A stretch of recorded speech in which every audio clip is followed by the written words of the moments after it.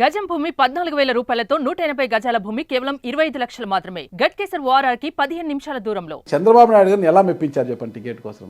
లేదు, పబ్లిక్ లో ఎవరుంటే వాళ్ళకి ఇస్తారు. నేను మరి దానికోసం మీరు ఒక మీడియా ముందుకు వచ్చి ఒక యూట్యూబ్ ఛానల్లో కూడా ఇంటర్వ్యూ ఇచ్చినప్పుడు ఏడ్చారు, కన్నీటి పర్యంతమయ్యారు మీరు. అసలు అందరూ కూడా మనసు కరిగిపోయింది. దానికి బోడే ప్రసాద్ గారు అంటే మీ ఆహారాన్ని చూస్తే 6 అడుగులు ఉంటారు, అసలుకి భారీ కాయం, అసలు భారీ పర్సనాలిటీ, గంభీరంగా కనిపిస్తారు. అలాంటి గంభీరంగా ఉండే బోడే ప్రసాద్ గారు బోర్రుమని ఏడ్చడం ఏంటి, కుటుంబ సభ్యులతో కూర్చొని ఏడ్చడం ఏంటి అనేది కూడా అందరూ కూడా బాధపడ్డారు. బాధేస్తుంది కదా, చాలా బాధేసింది ఆ రోజున.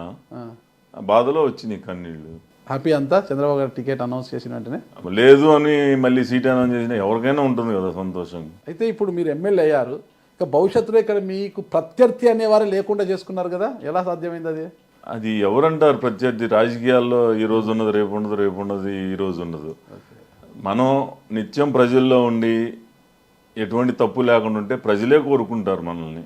ప్రజలు కోరుకుంటే చంద్రబాబు నాయుడు గారు నాకు ఒకసారి సీట్ అడిగినప్పుడు, ఎప్పుడు 2012లో లోకేష్ గారి దగ్గరికి కానీ చంద్రబాబు నాయుడు గారి దగ్గరికి కానీ వెళ్తే లోకేష్ గారు ఏమన్నారంటే, ప్రసాద్ నువ్వు వెళ్ళి పని చేసుకో, ప్రజల్లో నువ్వు ఉండి నువ్వు కావాలి అని కోరుకుంటే మేము నీకు సీట్ ఇస్తాం అని ఆయన చెప్పిన మాట ప్రకారం వెళ్ళి పని చేసుకున్నాను. 2014లో సీట్ తెచ్చుకున్నాం. తర్వాత చంద్రబాబు నాయుడు గారు సర్వే చేసుకుంటే ఎక్కడ చూసినా 2-3 పేర్లు ఐవీఆర్ఎస్లో పెట్టారు.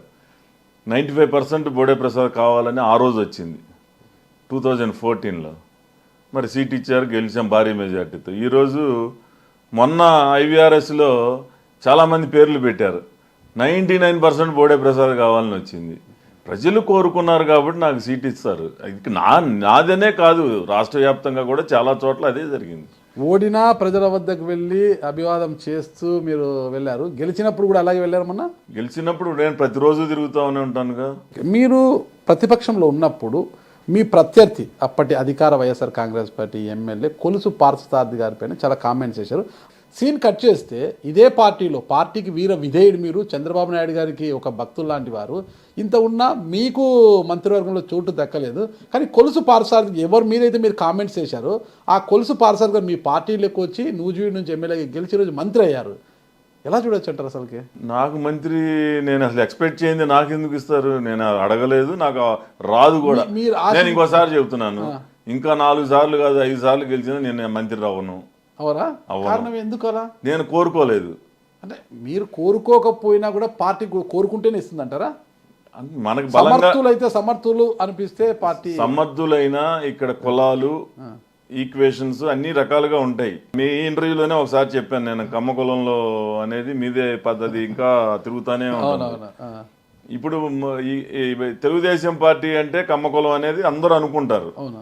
అనుకున్నప్పుడు మాలాంటి వాళ్ళకి మంత్రి పదవులు వస్తే ఇంకా దాన్ని ప్రచారం చేస్తారు కదా ప్రతిపక్ష పార్టీలు.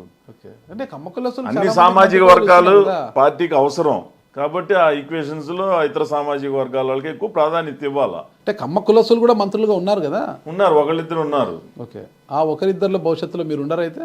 ఎందుకంటే నాకన్నా సీనియర్లు చాలా మంది ఉన్నారు కదా. ఓకే, ఇప్పుడు అందరూ సీనియర్లందరికీ కూడా పక్కన పెట్టేసి జూనియర్లకు మాత్రం ఈరోజు పట్టం కట్టారు కదా చంద్రబాబు నాయుడు గారు. నూతనంగా వచ్చే వాళ్ళకి ప్రాధాన్యత ఇవ్వాలి, సగం మందికి పాత వాళ్ళకి అనుభవానికి ప్రాధాన్యత ఇవ్వాలి. అలా కొంత కొత్త పాత కలయికలతో ముందుకు వెళ్తా ఉంటుంది. కొలుసు పార్థసారథి గారు యువకుడు కాదు, సీనియర్ కాదు. ఆయన కాంగ్రెస్ పార్టీ వైఎస్ఆర్ కాంగ్రెస్ పార్టీలోకి వచ్చి ఇప్పుడు మీ పార్టీలోకి వచ్చి గతంలో మీపై ఎన్నో విమర్శలు చేశాడు ఆయన, మీరు విమర్శ.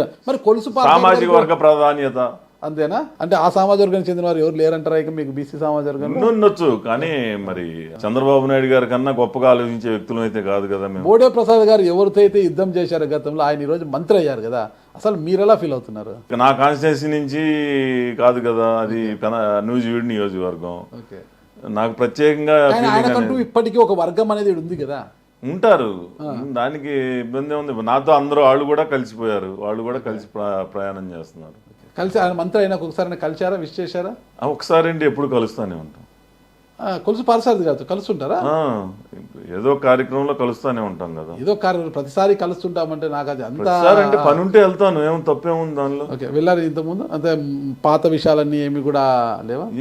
మాకు వ్యక్తిగతంగా ఏముంటాయి, రాజకీయంగా అనేక రకాలుగా అనేకంగా మాట్లాడుతాం. దాంట్లో ఇప్పుడు పార్టీ మారారు కాబట్టి ఏది కొద్ది గొప్ప ఉన్నా ఇప్పుడు మాట్లాడటానికి లేదు. 2024 ఎన్నికల్లో జోగి రమేష్ ఒక మంత్రిగా ఉన్నారు, ఆయన మీకు ప్రత్యర్థి అయ్యారు. మీరు ఆయన మంత్రిని ఓడించి ఇక్కడ ఎమ్మెల్యేగా గెలిచారు. ఈరోజు జోగి రమేష్ గారిని ఇక్కడ నుంచి ఖాళీ చేయించేసి మైలవరం పంపించేశారు. ఇక్కడ ఒక్క జోగి రమేష్ కాదు, కుక్కల విద్యాసాగర్ సారథి గారు అంటే మా పార్టీలోకి వచ్చేసారు.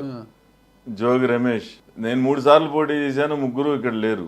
రేపు 4వ అతనికి కూడా ఇన్ఛార్జ్ ఇచ్చారు. ఇక్కడ మీ సామాజిక వర్గానికి ఇన్ఛార్జ్ ఇచ్చారు కదా? ఎవరికి ఇచ్చినా, ఏ సామాజిక వర్గానికి ఇచ్చినా. జగన్మోహన్ రెడ్డి గారు ఇక సోషల్ ఇంజనీరింగ్ ను పక్కన పెట్టేసి ఈ సోషల్ ఇంజనీరింగ్ గా పని చేయదురా బాబు అనుకుని అదే సమాజానికి చెందిన వారినే ఇక్కడ ఇన్ఛార్జిగా పెట్టారు. చేతలకి మాటలకి చాలా తేడాలు ఉంటాయి.